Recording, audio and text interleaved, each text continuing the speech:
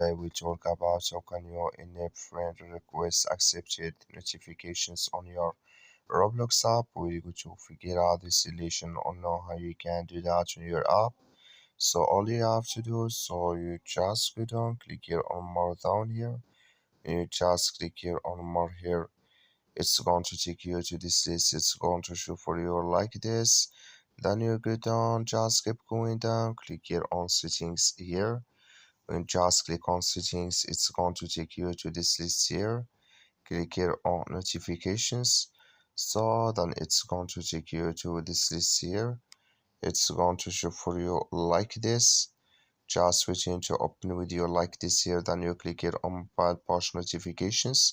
So then you go down, just keep going down, come here to friend requests accepted here, click in this sign.